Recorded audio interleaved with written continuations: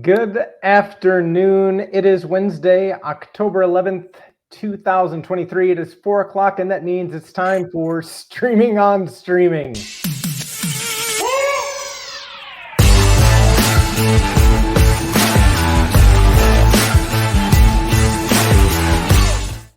Are you laughing at me, Song, over there? I heard you laughing at me. I do my little radio man voice. I put on my broadcaster booming bass voice. And were you laughing at that, or just No, my I general like that, goofiness? it's the date, the time, where are we at, like I added the weather in a few weeks ago too. Yeah, Did you really? yeah. But great to see you, Song. Very, very. It's been a while since we've had you on the stream, so it's great to Yeah. have you back. And this week we have a very special guest. Let's not Yes. waste any time. Let us bring him to the stage. Welcome, Matt McClure. How are you doing? Hey, good. How are y'all doing? Look at that. Matt even went to Mr. Animated. Like, we were all backstage 10 minutes ago, and we're all just like, munching, trying to get in our lunch and our drink. And shoving mediocre microwave pizza in my face. And the camera, the lights come on, the stage goes live, and we're all like, oh, we're happy, smiley people. We bring it for the audience. We're excited to be here. We're feeling the energy from all these virtual attendees or virtual watchers, followers. You know what I'm talking about. All of our virtual friends in the chat are Phil Clough is here. Phil Clough says, hi, Matt. I don't know why Phil did not join us. Phil, you're welcome to join us. Matt, you could send him the link. If we should just do it live and really just wing it here. But So when does Phil sleep? Jack Kerouac asks. No, he'd never sleep. Phil is in London, to be clear. I was in a meeting with him shortly before this. I was like, oh, I bet you could join. We could ask. And he was like, no. I think he needs some sleep. Understandable. But you know what? Here we are going on and on like we're all old friends, but we may have some viewers who do not know. First of all, let me actually, gosh, I'm just way. You're just too excited. I am. This is Streaming on Streaming, a weekly live stream on the AWS Twitch channel where we talk about all things building interactive, fun, dynamic live streaming applications.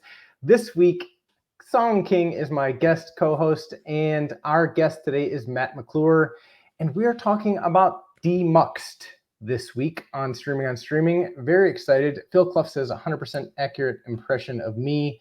Star Phil says, good evening. Welcome, Star Phil.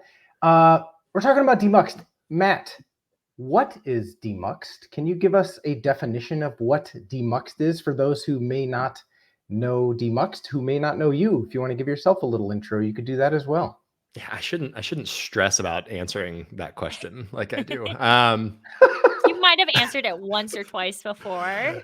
Yeah, but I feel like it's like what it is also kind of, I don't know, there's like nuanced changes, and I think how we've talked about it over the years. But yeah, in a nutshell, Demuxed is a conference and larger community for developers that work with video every day. So the conference for video devs is kind of where we've started pushing that way. And I say that, like, how we've talked about it has kind of changed over the years in the sense of, I think our first tagline was like, the conference for video engineers or something like that. And over the years, then it like the conference for engineers or developers that work with video, and then video devs just kind of match up with like video dev Slack and like all the folks that hang out there. But it's interesting watching the tent kind of grow there. So initially I think a lot of our focus was really on the folks, like a lot of people that were speaking, talking. It was people really deep on the codec side of things. We had a few talks more like players, things like that. But over time, that tent has grown, and so now you see a lot of people that are building video into their products, but aren't necessarily video. Mm-hmm. Like they're not necessarily, working directly with the codecs themselves, or they're building player experiences, but they're not necessarily building like a decoder. So it's been interesting, and the tent kind of growing, and who is interested in seeing talks that are completely outside of their wheelhouse has grown over the years. So yeah, so there's the video dev Slack, which is not Demuxed, but it's kind of directly tied. And so that's, I don't know. Yeah, but mostly guess for the sake of this conversation and the timing, it's a conference. It's a conference that's happening in a couple weeks here in San Francisco, and it's our 9th one, which is kind of mind blowing. That's so cool. And like you mentioned, yes, Demuxed is a conference and it's coming up, and we're definitely going to talk about that. But one thing that I really admire is how you've really just built this community of developers who are like video developers, but also just interested in video. How do you, and you kind of talk about how it's evolved through the years and the reach has grown, maybe the conversations and the talks have grown. Did you envision this when you started it? Like when you started 9 years ago? What did you kind of like expect? And No, I certainly didn't envision this. I don't like, yeah, it was, so I guess it might help maybe to go into kind of some of the genesis. How did you get started? Like, were Yeah. you a video engineer before this? Well, like, that's what made you decide one day, we need a group, we need a meetup, we need a conference? What made you just did you just wake up one day and you're like, I'm going to make my life really difficult for the next 10 years? I got a job at a video company and had like realized I had no idea what I was doing. Yeah. Honestly, Wow, it was a been big part there. of it.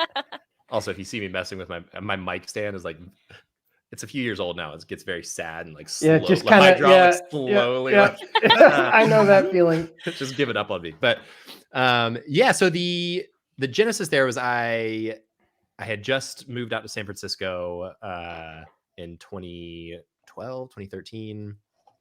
I think very end of 2012. And I had some experience that I thought I knew some stuff about video. I'd gotten this job. I'd been working with video at my job before the one I moved out to in San Francisco, which it was Zencoder, which is a video transcoding API. And quickly realized I like didn't really know. I learned pretty quickly that I didn't know what I didn't know. But I had just moved to the big city. I'd come from Georgia and I'd moved to San Francisco. And now I was just enamored by all these meetups. There's a meetup for like every different kind of, like there's a meetup probably for semicolon fans in JavaScript. So like once a month, come talk about it. It was like any niche. I like semicolons in JavaScript. I'm a big fan too. I never went to the meetup, but so like any niche that you could imagine in the programming or developer world, there was a meetup for it. And yet this thing that I desperately wanted to learn more about from folks, there's nothing. There's no meetup groups, no ecosystem that I could find, no community. And the communities that did exist, I think this has gotten better over the years, and I'd like to think that we had a part of that. But the communities that did exist were very focused on like that trade show type thing. You had your IBCs and ABs, or that very business focused conference type experience, and not just like, let's go nerd out about the stuff that we're working on every day. So I started this meetup called SF Video Tech in 2013. We did that for like a year. And then I remember some folks in the meetup were like, hey, this is great. I've really enjoyed it. Like, what if we got some critical mass? It was really great in terms of folks from Twitch started showing up every month, folks from YouTube and Netflix and all these like best in class streaming platforms. These brilliant engineers are showing up and talking about what they're working every week, which is great.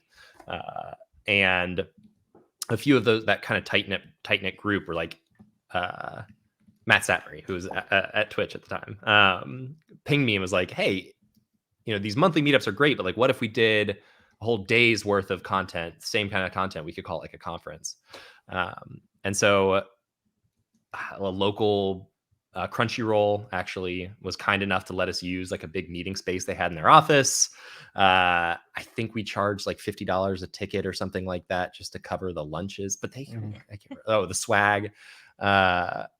Can't forget the swag. We can't That's forget what the makes swag. it a conference. And then it just kind of grew on its own from there. It's been nuts to see it just kind of organically explode. So I have a million questions, and I'm sure Song does too. But you mentioned something that got my wheels turning. And so I'm relatively new to the video world. I'm not new to the web development world. I'm not going to tell you how long I've been at web development, because then I'll just look as old as I feel. But video is new to me. And so I was at Demuxed last year, and this will be my second Demuxed. and I'm probably I've okay, slow down. So new to me, I saw something in one of your newsletters recently. Uh, the SF Game Dev Meetup was mentioned on Silicon Valley, the show. Yeah, SF Video Tech Meetup was mentioned on Silicon Valley. It How was did that happen? well, yeah. So again, I think an area where we got extremely lucky early on with a meetup. And when people ask me like, how did you build this like great community that's been going for 10 years? And the really terrible answer there is like, to some extent, there's the luck of early on. Frankly, I was lucky enough to have a really great core group of folks from these different companies in the industry start coming consistently and giving talks and bringing their friends. But it created, like, even if nobody else showed up, there was like this group of 10 or 12 people that kind of had a gravitational pull for other people to be like, oh, that, like, they gave, credibility to the group. They brought interesting content to the group. So anyway, one of the people in that kind of core group was Colleen, who, if you've been in the video industry for very long, you've definitely at least heard lore of Colleen. She's kind of an industry. Everybody knows Colleen. Brilliant engineer. Honestly, I think probably the most famous person I know in the video engineering world. Is like writing down a note. Meet Colleen. Yes, were you starstruck when you met Colleen the first time?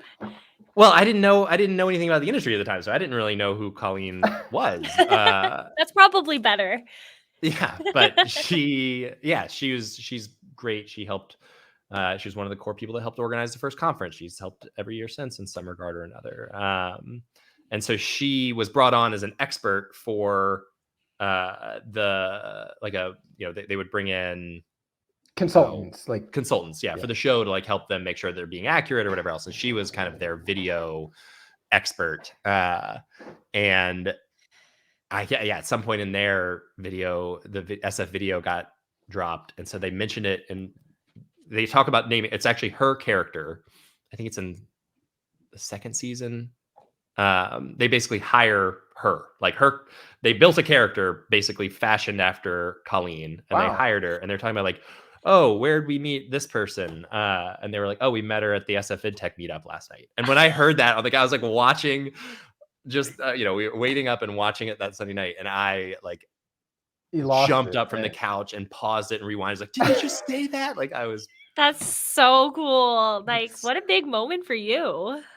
Yeah, I mean, it feels silly being like that. No, I would totally be doing the same thing. Freaking out. I was losing my mind. It was so cool. Yeah. Yeah, that kind of reminds me of my claim to fame was last weekend when we were taking my son to get some pictures done for homecoming dance.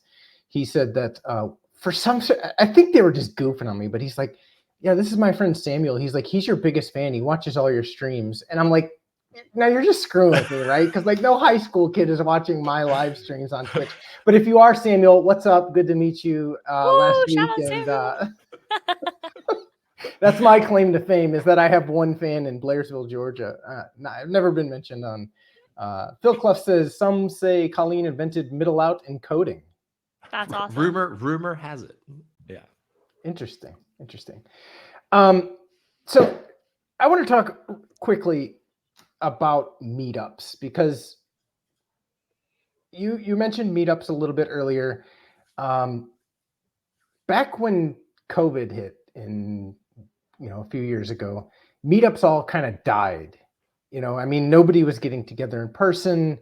In my opinion, in my observation, they really haven't ever kind of come back. Have you kind of observed that? I mean, some of them have, but it feels like nobody's like willing to get back in that monthly meetup type tech thing. Some have, but it seems like a lot of them have just kind of died. Have you? What is your observation? Because like you said, meetups are so valuable, and there was a meetup for everything. But how are they looking to you right now? It cuts both ways. I mean, my sad answer is like, I don't really know terribly well about the broader meetup ecosystem because now I've got 2 kids, and so my appetite for uh, Anything a outside couple of times a working week. hours? Yeah, right. But I would say I think it comes together. Like Phil, who's piped up a couple times in the chat, who organizer of Demuxed from the beginning.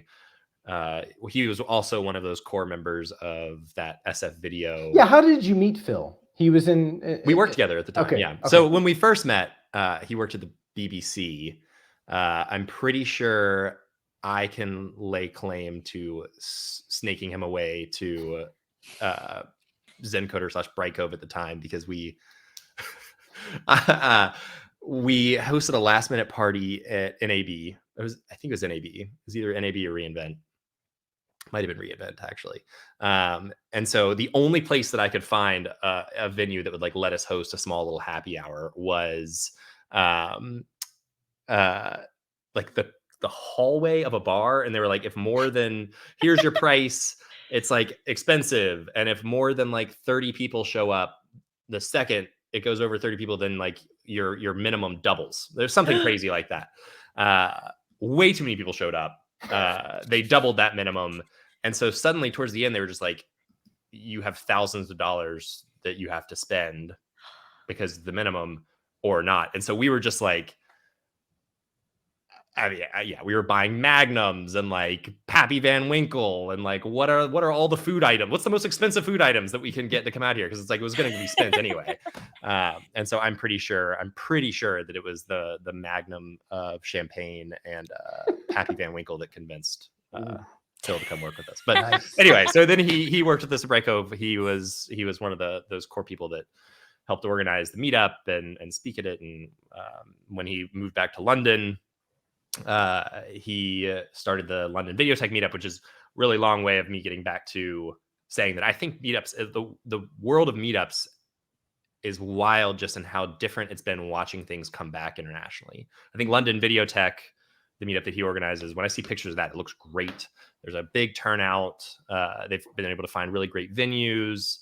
Sydney Videotech is another really big one. I think they're similarly like doing really, really well. People were excited to come back and like really jumped into it. Montevideo, I think they're doing really well too. I think that was another. I've talked to Juan a few times, and he seems like things are going well for them. Yeah. How closely related are you? Like, are all these various video tech meetups? It's like it's a federation, I would say, a loose federation of a ragtag gang of organizers. No, I mean we're pretty tight knit in the sense of we have that private channel in the Video Dev Slack that we talk about difficulties organizing, and Meetup, has been an incredible tool, and also like I don't think has gotten a ton of love over the last few years, and so it feels kind of like it's there's some frustration there. It's like, okay, should we go to something like LinkedIn Groups? And then you find out why LinkedIn Groups doesn't quite work. So yeah, I think it's we work together. I think all of us kind of commiserate and try and help each other find speakers or whatever else. But it's independent organizers for each group. I think SF Video,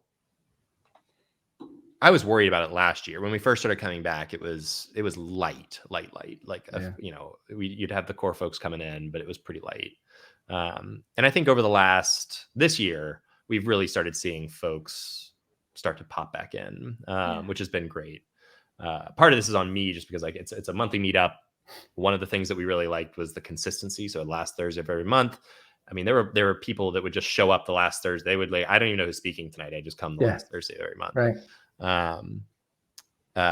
But we probably need to get a little bit better about actually doing some marketing again and publicizing this thing. Right. Because I am seeing other meetups coming back. Like, I think we average,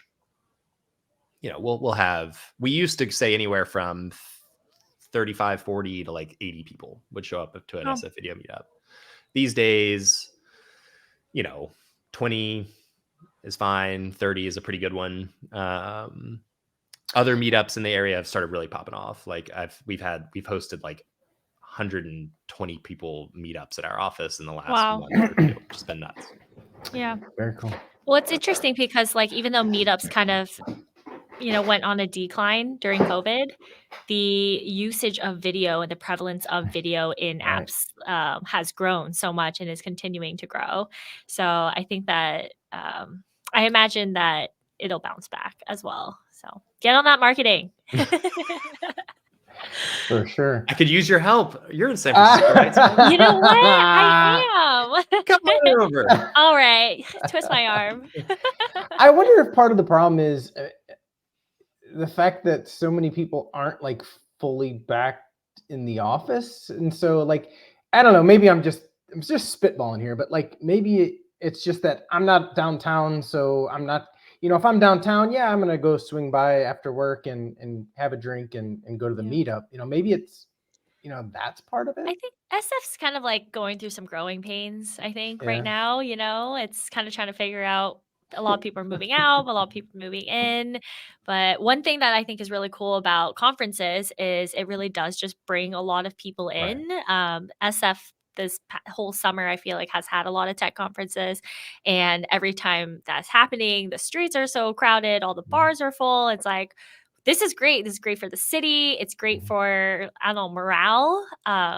So I think meetups do a lot of good for the city, like in addition to like the people as well. Yeah, I was out there about 6 times this year, I would say. And GDC, they said GDC, like the numbers were record numbers. I was there for something else, but the week of Salesforce's conference, and I read that there were record numbers there. So it seems like numbers for conferences are starting to pick back up. How many, if you don't mind sharing, Matt, how many folks do you expect to be at Demuxed this year? Or like ballpark, how many do you normally kind of get to show up, and how many are you planning on this year? Yeah, so I can actually let's do like the arc here a little bit. Sure. And this year, I'm going to caveat this by saying this year was a weird year for Right. reasons. We'll get into that. But yeah, I think the first one we had like 130 folks total, and then second year we completely packed out their space at like 200, just like bursting at the seams. I think it was, again, we were oversold on the capacity of our venue in 2017. That was Broadway Studios, which was an amazing venue in a lot of ways, so good. But yeah, I don't think they're. Yeah. Anyway, so we were packed. I think at like 350 or something. I have to look it up. And then so kind of kept growing. I think 2019 was the last in-person event before COVID. That was at Midway. The pictures of that one still blow my mind. We packed out Midway. Midway's a cool place. Yeah. I think we had like 750 folks at that one. And another pretty good chunk online. Online, we went online. The numbers went really crazy. We had thousands of people totally online. Have you always done like hybrid, or was that new from COVID? When we were in person, we would do a live stream actually to Twitch, and that was the Twitch production team that would were the only reason we were doing live streams, because they would come and like do all of our production for us, which was like amazing. And so we would stream to Twitch. We went online. We needed to try and like still get some ticket revenue. We were also donating a lot of the money that we were pulling in there. And then when we went back in person, we really liked the hybrid approach and like the investment for the online experience. So we kind of kept going with that hybrid, paid model for both. But yeah, last year we went back to the venue that we had in 2018, Bespoke. I think that was roughly probably a little over 500 people, which is what we had set up for capacity. This year we were planning, if we'd reconfigured the space, we thought we could fit like 600, somewhere between 600 and 700. We thought if we reconfigured the space. So that was our working plan. And then the Westfield Mall completely closed. I was just thinking, isn't Bespoke in the Westfield Mall? And so we get this email in like June that's like, by the way, we're shutting down. Here's your deposit back. And it was like, whoa. And so we planned on these 2.5 days. We'd made all these plans around having kind of this extra one of the big pieces of feedback we've gotten over the last couple of years is like, I love all the content, it's great, but we need more breathing room. And so we'd planned on like longer, 2.5 days with bigger breaks and more things in the evening. And then now we're just full scramble mode trying to find a space for this year. And so we got really lucky that we were able to find one. Originally, we were hoping we had some layouts that we thought we could fit like 500, but with the presentation and stage, we had to do a build out. It's looking like I think we'll probably be able to be in that low 400s. And I expect to sell that out. So, and then we'll have, who knows online what we'll see. That's usually floated around double what we see in person. Nice.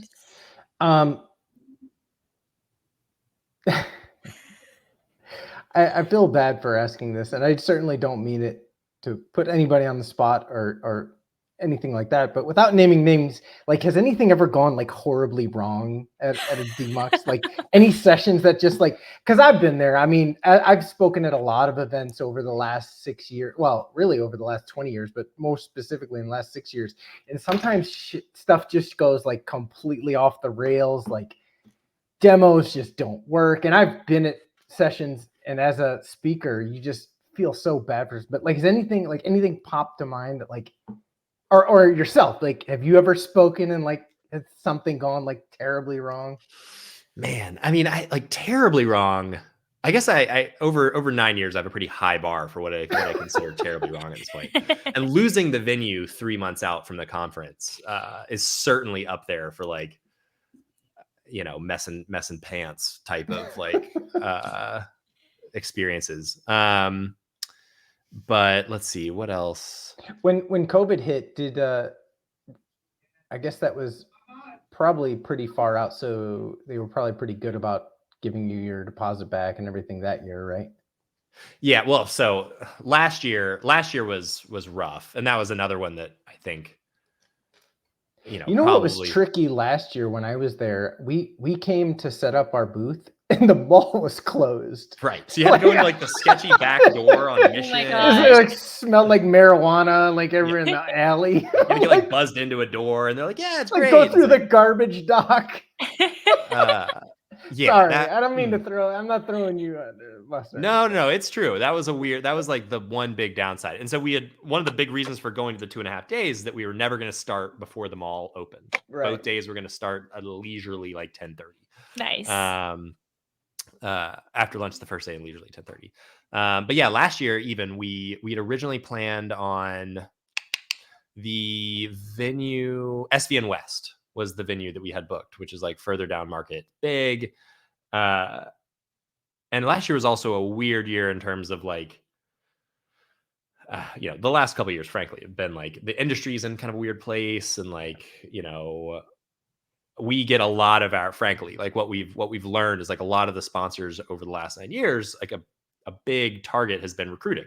So folks like, that are hiring to build out video teams, that's kind of a hard audience to target on its own. So it's like this conference full of developers working with video is a great place to like, chat with people about new roles. And so I think we've had a lot of great stories from folks in the community that have landed new roles or, built out their networks in that way, which has been great. But everybody stopped hiring in 2022. And 2023, I think we're seeing some things pick up a little bit there. But, we're looking at like travel budgets slashed, sponsorship budgets are slashed. Like what's going to happen here in terms of attendance? It was so unknown, like 6 months out.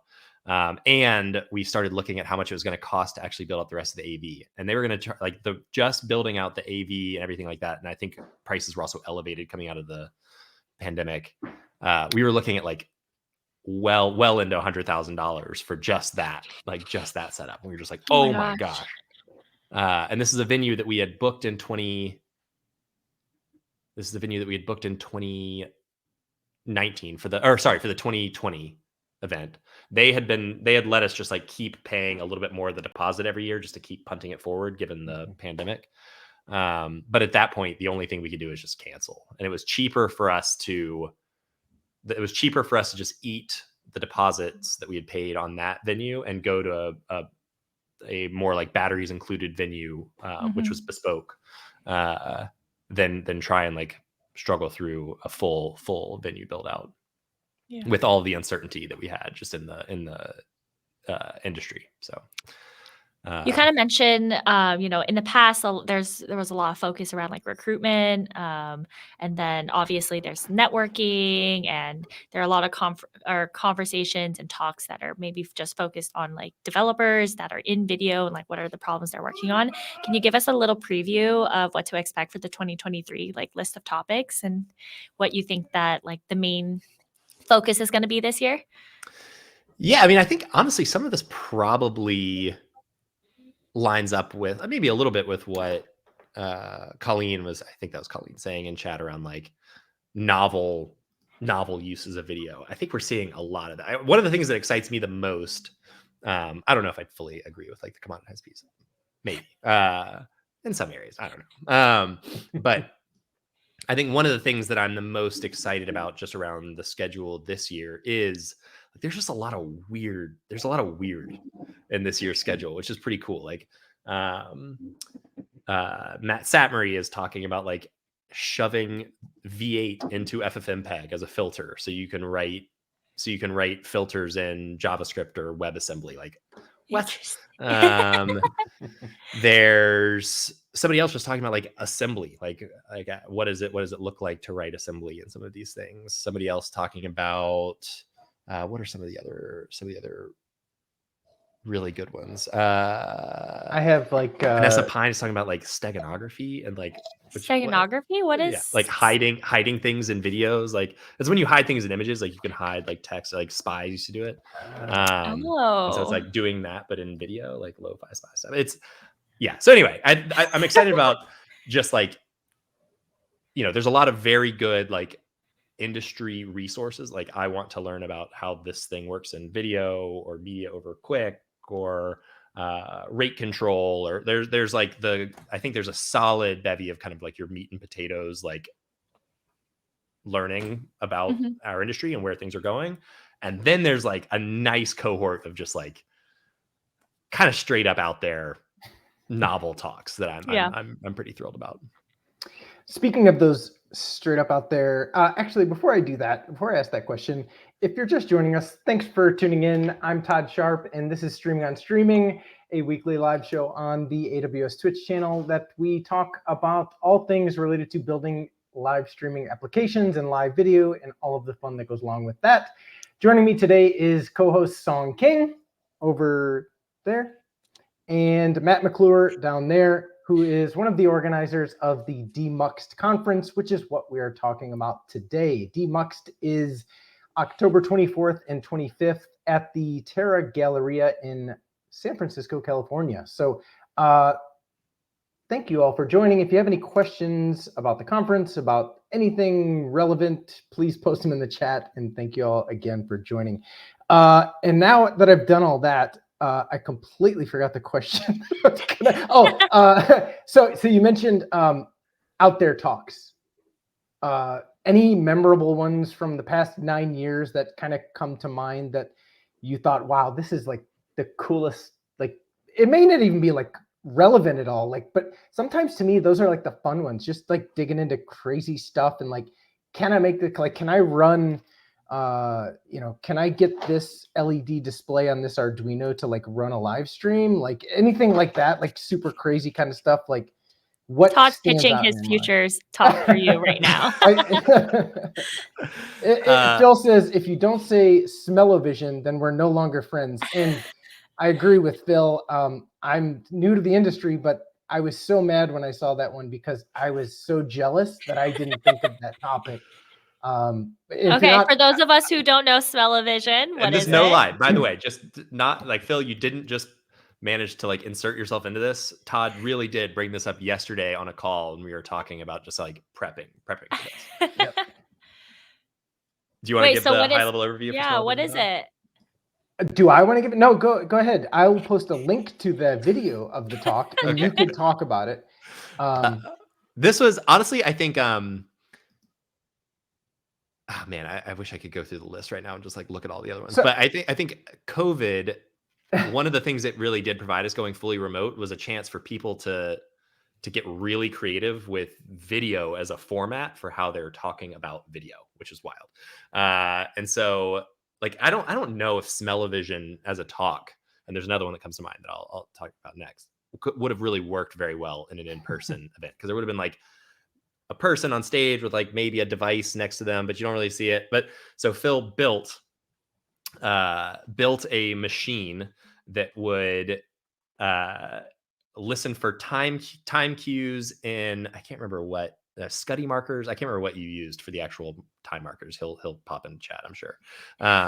And there's a little device that like when those markers would pop up, it would like spray different smells. And apparently an interesting thing is like this wasn't new. Like this, like people, there were real devices built to do this back in the day, like whole theater type things. Like 4D experiences. Yeah. He found somebody at IBC, I think, the next year that like had like a basic smell-o-vision thing. Anyway, it was, but he had built this whole thing himself. It was really interesting. And so like the end-to-end process, and then we auctioned off for charity the actual smell-o-vision device at the end, which was really fun. That's awesome. Another one in that same like, I'm like, I enjoy being around people. So I did not love being fully remote for 2 years. I think that really was unfortunate. But the same way. there were some other talks. Like there were a few talks like that one. There was another one from Steve Robertson where he talked about HDR. And like he felt like it was mind-blowing. Like if you're just like, hey, go name some of like the best Demuxed talks that you can think of over the years, like a bunch come to mind, but like you really kind of can't go wrong just picking any Steve Robertson talk over the years. He goes by Strobe. Certainly in that like core group of people that I was mentioning from the meetup in the community that kind of like were that orbit. He's certainly one of those. And so he's an amazing speaker, so good at slides, such a good presenter. And then he gives this HDR talk where it's like, he's seamless cuts, and suddenly he's in an office and he's talking about like color, and like the video is doing things to like explain like what he's talking about, and then suddenly he's like on the top of a mountain and he's like, and then if you're a natural light like this, well, and so like it was, yeah, it was. He was doing it all live. No. This was okay. We went a different path, I think, than most conferences when things went online, and I'm very glad we did.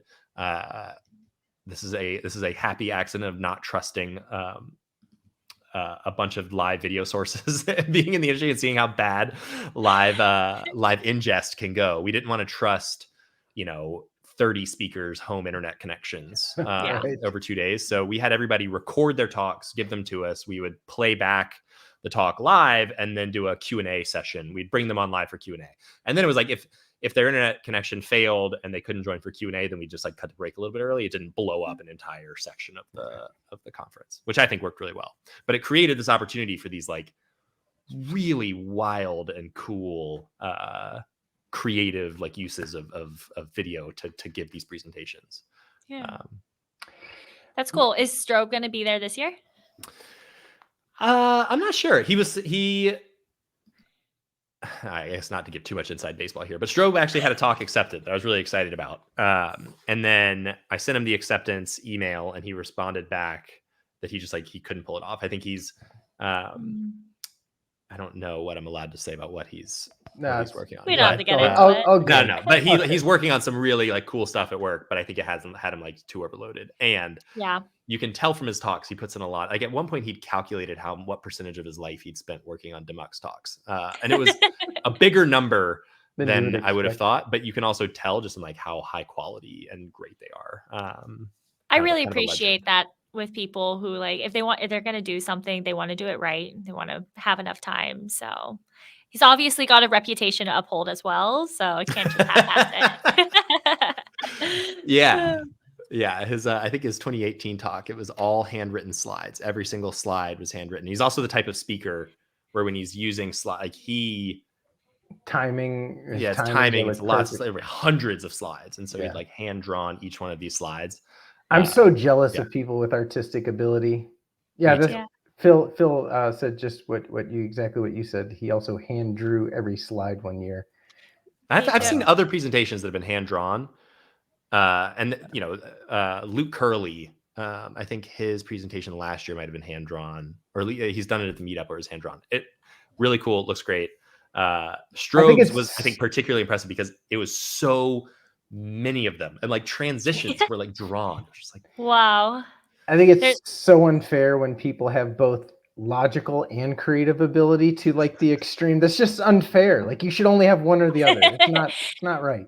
There's an engineer on my team, Mary. She's like very creative and like very artsy. And whenever she puts together design docs or slides and stuff, they always have hand drawn diagrams. And like she's also extremely thorough and technical. So just like seeing how pretty it looks, but also informative, it makes me very happy. I'm gonna have to borrow Mary sometime. I think maybe it's Yeah. probably too late for my Demuxed talk this year, but we'll definitely put her on speed dial. Did I meet her? Was she at Demuxed last year? I think I met her. No, I don't think so. okay. But yeah, maybe the next time you're around. She's actually based out of New York, so maybe next year over there. Nice. Running a conference is, I know a lot of people who run conference, not a lot, but I have a handful of friends who run various events, and talking to them, I know it's a ton of work. It's probably even like a thankless job. Is it worth it? Like, do you feel like it's worth it? Like, what do you get out of it as an organizer? Like I know on Friday after Demuxed, you're probably gonna like collapse in a chair and just like veg for a couple days. Or maybe not because you have kids. Yeah, right. My wife is a saint. She'll do me a solid on My that wife one, is I a think, saint afterward. too, because we're going on vacation this Friday and we're going out of the country, and then I'm actually staying at the hotel at the airport and flying to Demuxed the next day, the day after vacation. So and that's why I'm not in SF this week, because there was no way I was bookending a trip across the ocean with 2 trips to San Francisco. So I only mean that to say that my wife is also a saint. So we've got the swag this year is like top notch. So yeah? like you might need to like gift Extra that as suitcase. gift that as a sacrifice for thank you. Yeah, I mean, I wouldn't say the community. Like I would say that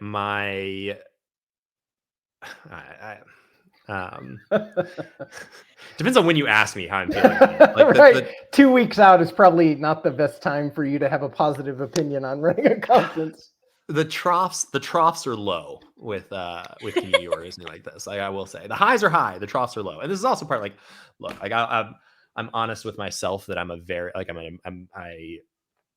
one of my co-founders, John, is like a very even-keeled person. Like he's like this, and like startup over 8 years, like there's lots of this, and so like I ride all of the waves of emotions, and I'm always like, why aren't you sadder or madder about this thing, or like why aren't you happier about this thing? And like I'm always in the sad moments, I don't know, and then when I take a step back, I'm very jealous of him, like being able to like just like he does this while I'm doing like so yeah, I go through times where it's just like, this is especially, this year has been tough just because like there's been a little less support. I'd been really lucky throughout the years to have folks that were, more of like the organizational banker type personality that would help like keep ducks in a row, and I could focus on kind of the higher level strategy or like making sure that things are the experience is great while somebody else is making sure that like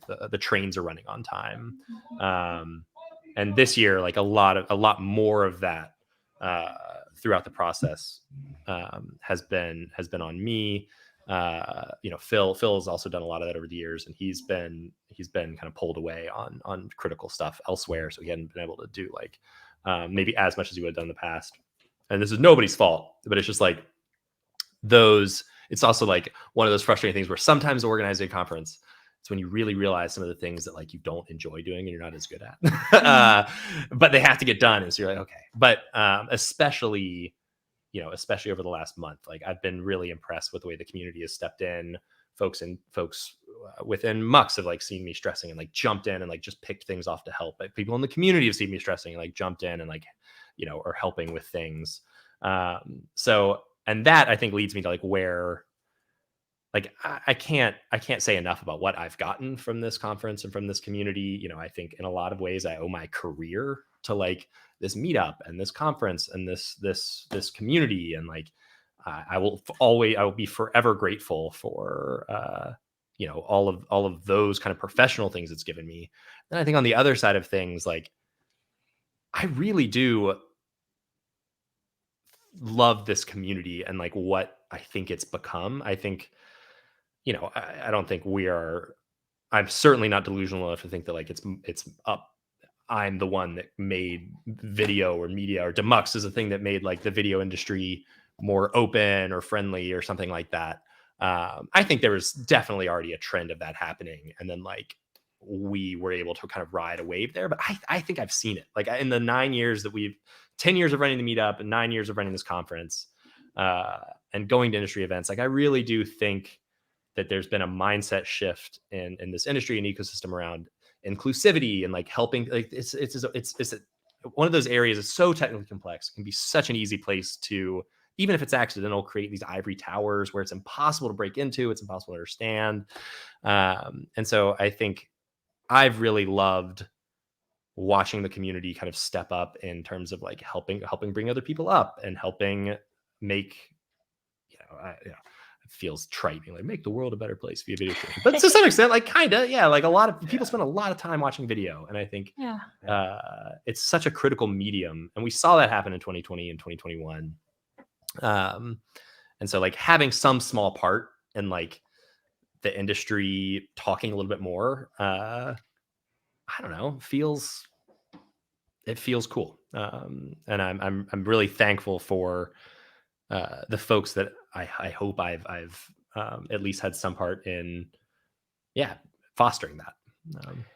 And you should be proud because, you're in one of the world's biggest hubs of technical talent. And as you said,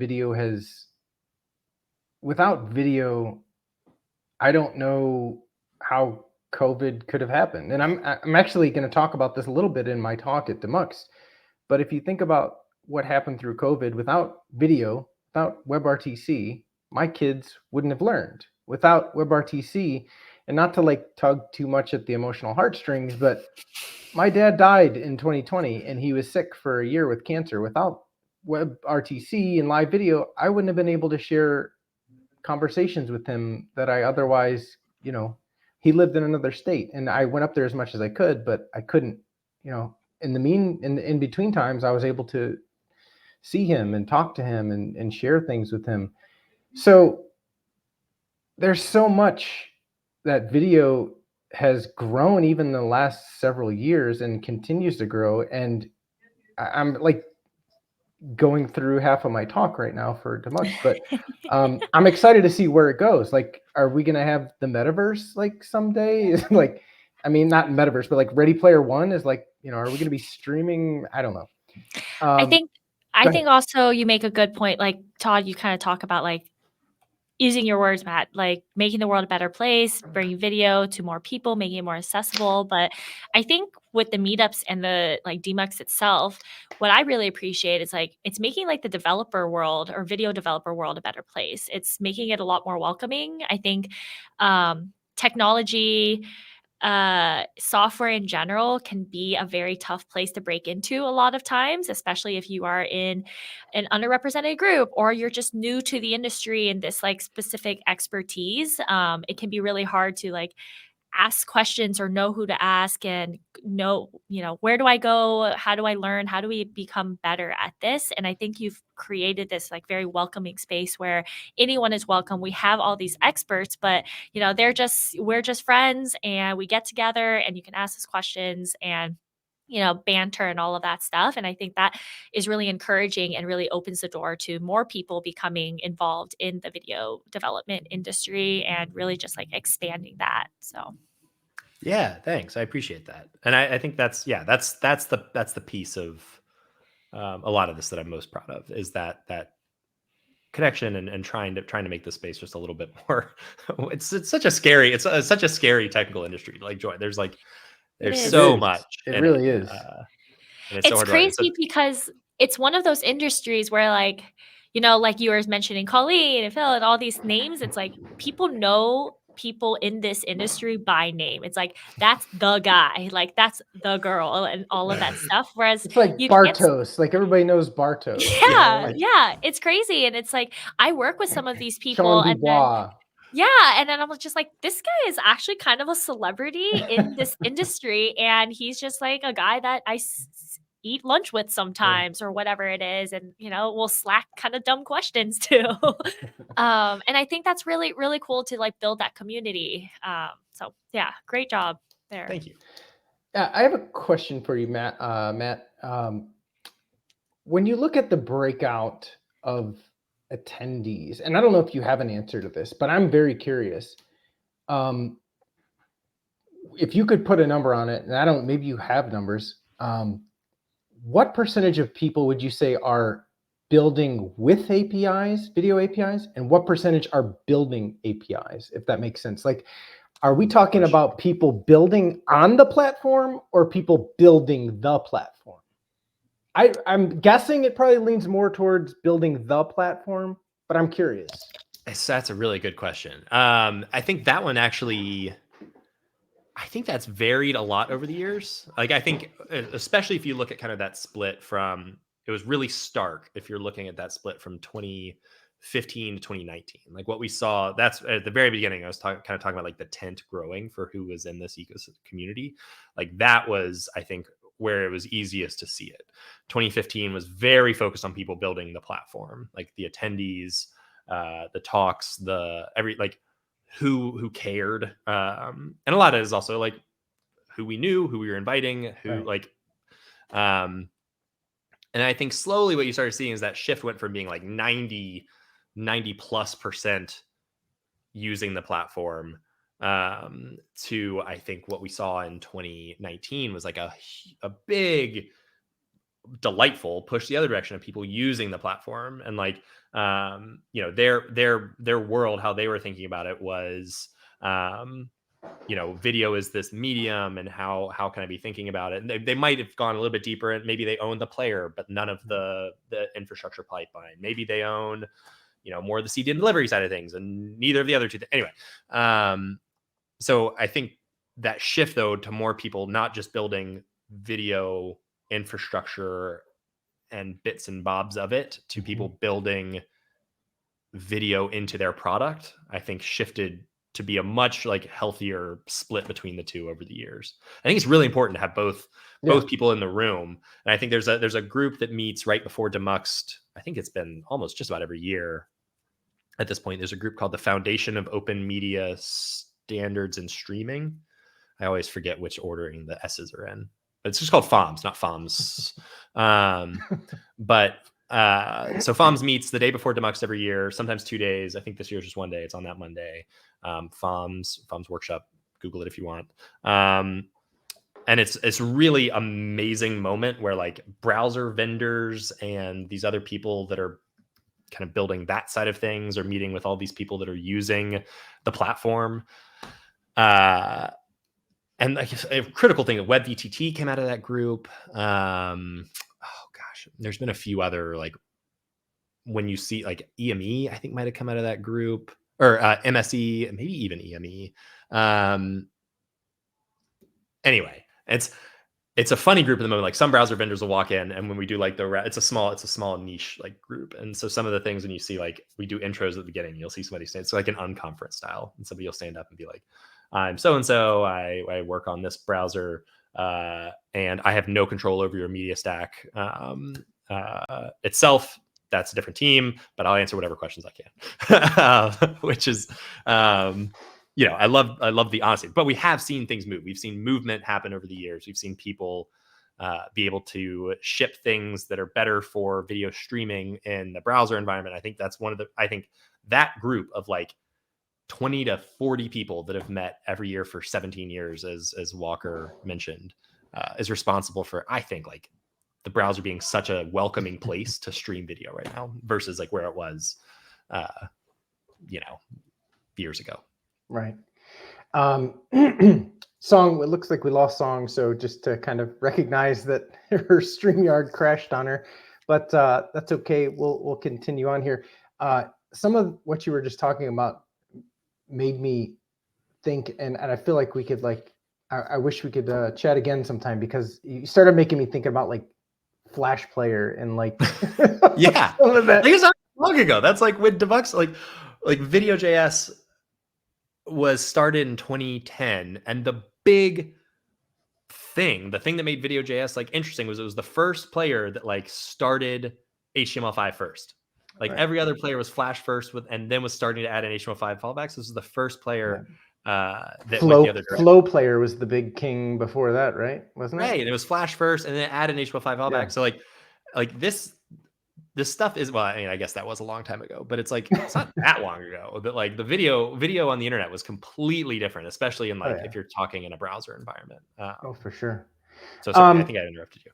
No, all good.